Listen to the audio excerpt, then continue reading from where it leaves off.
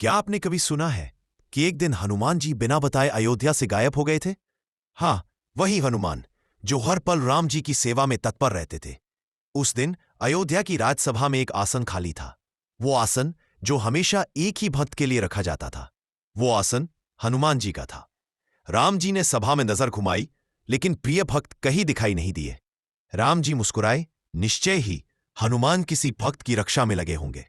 लेकिन तभी एक दास दौड़ता हुआ आया, घबराया हुआ, हाफता हुआ। प्रभु, हनुमान जी रात से महल में नहीं है और कोई नहीं जानता कि वे कहाँ है। राम जी की आंखों में चिंता उतर आई। राम जी तुरंत वन की ओर निकले। पेड़ शांत थे, हवा थमी हुई थी, जैसे प्रकृति भी किसी राज को छुपा रही हो। जंगल में चलते चलते राम जी को अचानक महसूस हुआ जैसे कोई दिव्य शक्ति यहां से गुजरी हो। टूटे पत्ते, झुकी डालियां और हवा में हल्की सी सुनहरी चमक। राम जी ने आंखें बंद की, मन ही मन हनुमान को पुकार, हे भक्त, तुम जहां भी हो मुझे संकेत दो। और तभी एक हल्की सी आवाज उभरी, प्रभ, बस एक शब्द। लेकिन इतना शक्तिशाली कि उनका हृदय कांप उठा। राम जी उस आवाज का पीछा करते हुए एक विशाल प्राचीन गुफा तक पहुंचे। अंदर टिमटिमाता एक दीपक और धूल भरी जमीन पर बैठे हनुमान जी। उनकी आंखों से आंसू बह रहे थे।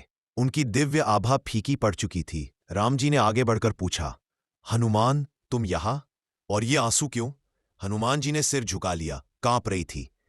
प्रभु, आज मैं अपने कर्तव्य में देर कर गया। हनुमान बोले, एक छोटा बालक जंगल में खो गया था। वह डर से कांप रहा था। मैं उसे बचाने गया, लेकिन प्रभु, मैं देर से पहुंचा। उनकी आंखें भर आईं। वह बालक बेहोश हो गया था। मैंने उसे बचा तो लिया, लेकिन मैं स्वयं को क्षमा नहीं कर पा रहा। मैं आपके आदेश में विलंब कैसे कर गया प्रभु? ऐसा सेवक आपके दर्शन का अधिकारी कैसे? राम जी की आंखें भी नम हो गईं। जंगल में एक 10 साल का बच्चा आयान डर से रोते हुए भटक रहा था।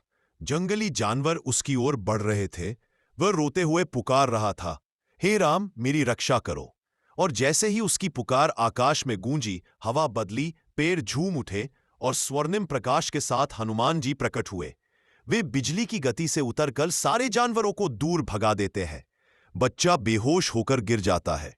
हनुमान जी प्यार से उसे उठाते हैं और उनके हाथों की दिव्य गर्मी उसे पुनः चेतना देती है। बच्चा आंखें खोलकर कहता है, आप सच में आए, राम जी ने मेरी सुन ली। कहानी खत्म करते करते हनुमान जी रो पड़े, प्रभु, मैं अपने कर्तव्य में देर कर गया, इसलिए आपके पास आने योग्य नहीं हूं। राम जी मुस्कुराए। वे आगे बढ़े और उन्होंने हनुमान जी को उठाया। उनकी आवाज में करुणा, प्रेम और अनंत विश्वास था। हे हनुमान, तुम मेरे लिए कर्तव्य नहीं, मेरा हृदय हो। तुम बच्चे की रक्षा कर रहे थे तो समझो तुम मेरे ही कार्य में लगे थे। संसार में ऐसा कोई नहीं जो तुमसे अधिक निष्ठावान हो। राम जी ने हनुमान जी को गले लगा लिया। गुफा रोशनी से भर उठी। नीला और सुनहरा तेज एक हो गया। राम जी बोले, आज से जहां भी कोई भक्त संकट में पड़ेगा, जहां भी कोई भक्त तुम्हें पुकारेगा, तुम अदृश्य रूप से वहां पहुंचकर उसकी रक्षा करोगे। हनुमान जी ने हाथ जोड़े। उनकी आंखों से खुशी के आंसू बह रहे थे। उन्होंने कहा, प्रभु, ये जीवन भी आपके चरणों का ही है। आज भी कहा जाता है कि जहां भी कोई भक्त सच्चे मन से पुकारता है, जय श्री राम, जय हनुमान, वहां हनुमान जी अदृश्य रूप से उसी क्षण पहुंचते हैं। ध्यान से सुनिए, आपकी भी पुकार वो अवश्य सुनते हैं। अगर आपको ये कथा हृदय तक छू गई तो कमेंट में लिखें, जय हनुमान। और ऐसी दिव्य कथाओं के लिए सनातन भजन बाजार चैनल को सब्सक्राइब करना न भूलें।